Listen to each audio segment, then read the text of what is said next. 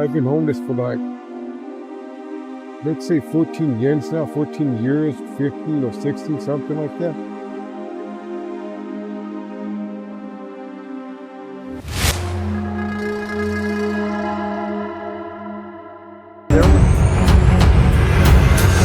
She was once a nurse.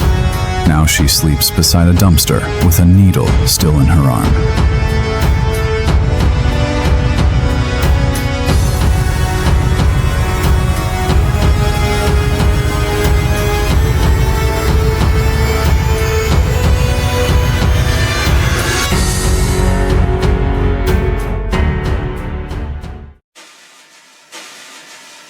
Her name is Maria, and she's one of thousands swallowed by Philadelphia's fentanyl war.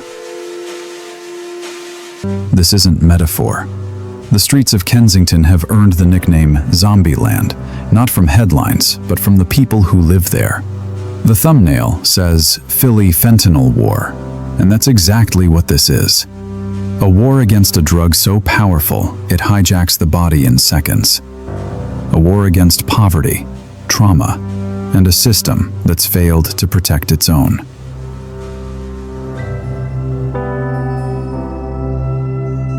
We'll walk through the blocks where people slump over fire hydrants, lie motionless on sidewalks, and live in tents stitched together with hope and desperation. We'll meet Maria and others like her, whose stories reveal not just addiction, but this isn't just Philly. It's a warning, and it's already echoing in cities near you. Viewer takeaway. By the end of this documentary, you won't just understand the crisis. You'll see the choices we still have, the policies we can change, the compassion we can choose, and the people we must never forget.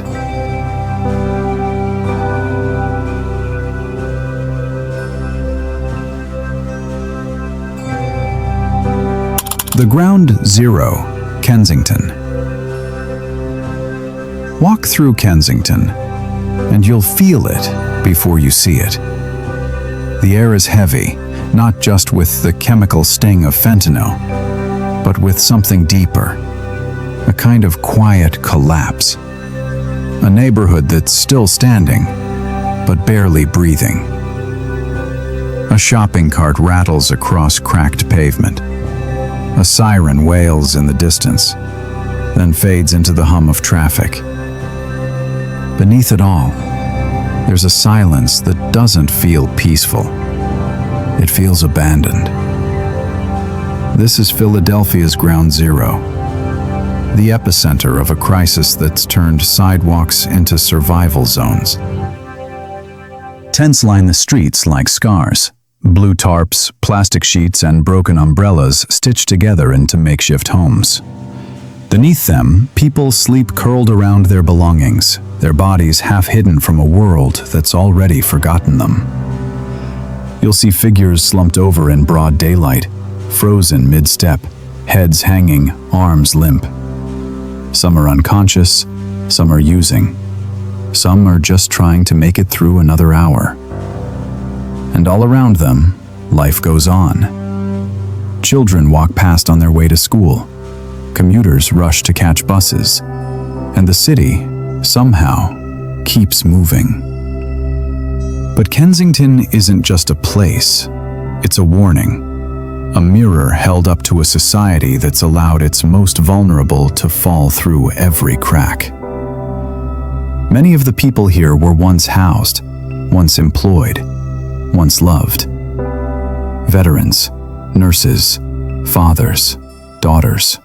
Now they live in tents beside dumpsters, under bridges, or in alleyways where the cold bites harder than the addiction. The fentanyl here is cheap, potent, and everywhere. Dealers operate in plain sight. Users inject openly. And the drug doesn't just sedate, it erases.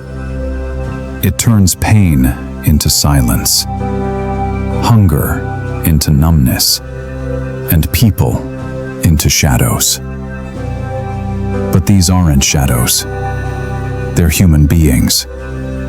And Kensington is their last refuge, not because it's safe, but because it's the only place left where they're not chased away, where the rules of the outside world don't apply, where survival is the only law. What's happening here isn't isolated. It's the result of years of neglect, policy gaps, and broken promises. And unless we understand how it got this bad, we'll never know how to stop it from spreading. Fentanyl is a downer and crack's an upper, so fentanyl you're like falling asleep, and crack you're like, I don't know how to put it, like skitzing and like running around and your eyes are bulging out. And right. And fentanyl you get physically addicted. How did it get this bad? The crisis in Kensington didn't erupt overnight. It's the result of slow erosion of public health systems, affordable housing, and community support. And now, the fallout is etched into the streets. It began with pain.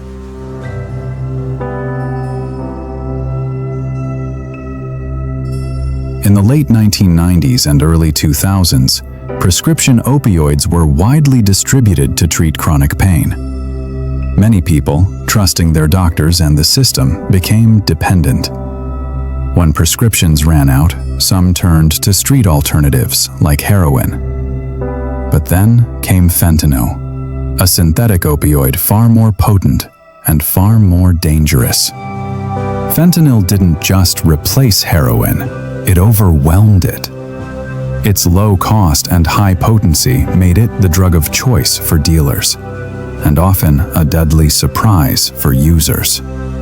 In neighborhoods already struggling with poverty and addiction, its arrival was catastrophic. In 2022 alone, Philadelphia recorded over 1,200 overdose deaths, most linked to fentanyl. But drugs alone didn't create this crisis. Housing instability played a major role. As rents rose and affordable housing options shrank, more people found themselves on the streets. Without stable shelter, recovery becomes nearly impossible. Add to that the lack of accessible mental health care, and you have a perfect storm. In Kensington, this storm has been brewing for years. Public services are stretched thin. Outreach teams do what they can, but the need far outweighs the resources. Emergency rooms treat overdoses, but discharge patients back into the same environment. Shelters fill up quickly, and many people are left with nowhere to go. There's also the weight of stigma. Society often sees addiction as a moral failure rather than a health issue. This perception leads to policies that punish rather than support. It leads to silence, avoidance, and a lack of urgency. So, how did it get this bad? Because the systems meant to protect people, housing, healthcare, community support, failed to keep up. Because the warning signs were ignored. Because the people most affected were often the least heard. And now, Kensington stands as a painful reminder. A neighborhood where the consequences of neglect are no longer hidden. Where the question isn't just, how did this happen? But how long can we let it continue? The numbers behind the nightmare. It's one thing to see the tense, the silence, the slow unraveling of a neighborhood. But behind every image is a number. And behind every number, a life that once had a future. In 2023, Philadelphia recorded 1,122 overdose deaths, most of them linked to fentanyl. That's more than 3 lives lost every single day. While this marks a slight decrease from 2022's total of 1,207, the crisis remains deeply entrenched. Kensington, though just one neighborhood, continues to bear a disproportionate share of this loss. The racial breakdown reveals troubling disparities. Overdose deaths among non-Hispanic white residents dropped by 15%. Among non-Hispanic Black residents, the decline was only 5%. And among Hispanic residents, overdose deaths actually rose by 2%. The crisis is not just persistent, it's uneven. Nationally, synthetic opioids like fentanyl remain the leading cause of overdose deaths, involved in nearly 70% of all fatal overdoses.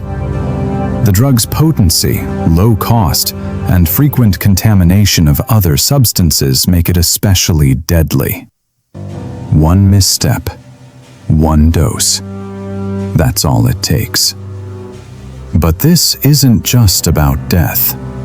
It's about displacement. Thousands of Philadelphians are experiencing homelessness, and many live unsheltered in areas like Kensington. A recent survey found that nearly 1 in 4 unsheltered individuals cited substance use as a direct barrier to accessing housing or services. The streets aren't just where they live, they're where they're stuck. And the cost? It's not just emotional, it's economic.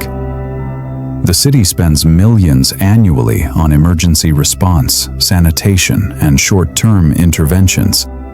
But without long-term solutions, stable housing, accessible treatment, mental health care, the cycle continues. The numbers rise, the tents multiply, and the silence deepens. As one paramedic put it, we revive the same people every week. It's like Groundhog Day, but darker. That's not just exhaustion. That's a system on repeat. And it's not just Philadelphia. From Vancouver to Manchester, echoes of Kensington are growing louder. The symptoms may vary, but the root causes are painfully familiar. Poverty, trauma, neglect, and a system that reacts instead of prevents. But numbers can't speak. People can. And in the next chapter, we'll hear from those living this crisis in their own words.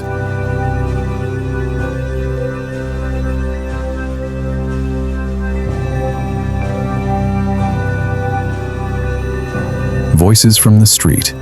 Statistics can shock, images can disturb, but nothing hits harder than hearing it from the people living it. Take Amber, featured in the documentary Fentanyl Nightmare in Kensington. She was once a college student. One pill turned into daily use, then heroin, then fentanyl. Now she lives in Kensington's open-air drug market, surviving day by day. I didn't think it could happen to me, she says, but it did. Fast. Then there's Luis, interviewed by filmmaker Charlie Min in his documentary Kensington. Luis used to work in landscaping. He lost his job, then his apartment, then his health. I sleep under the train tracks, he told the crew. I don't want to be here, but I don't know how to leave. Denise, another local, lives in a tent but doesn't use drugs. People think everyone out here is an addict. That's not true, she says. Her story reminds us that homelessness and addiction often overlap, but they're not the same. Outreach workers echo the same frustration. One paramedic said, "We revive the same people every week. It's like Groundhog Day, but darker." Another added, "People don't just need detox. They need somewhere to go after, somewhere safe." These voices aren't asking for pity. They're asking to be seen, to be heard, to be treated like people, not problems. There's a quiet dignity in Kensington, in the way people share food, in the way they protect each other from the cold, in the way they still laugh, still hope, still dream, even when the world has stopped looking. And yes, there's pain, deep, layered pain, but there's also resilience. A man named Javi told us, "I know I messed up, but I'm still here. I'm still trying." That has to count for something. These are not just interviews, they're reminders that behind every tent is a story, behind every statistic is a soul, and behind every collapsed system are people still standing, barely, but bravely. In the next chapter, we'll ask the hardest question of all.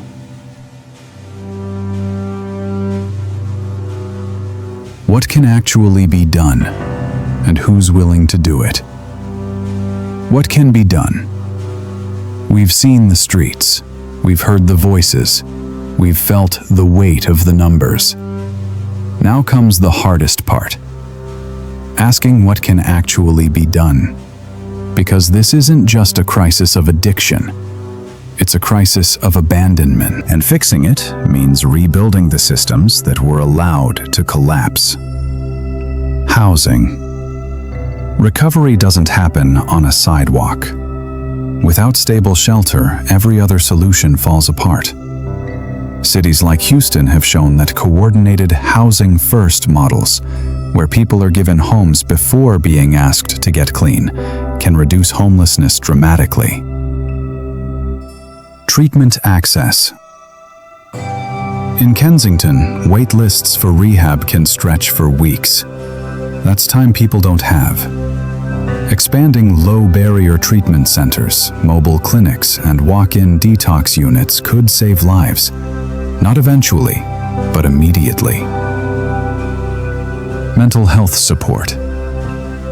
Many people on the streets are living with untreated trauma, depression, or schizophrenia.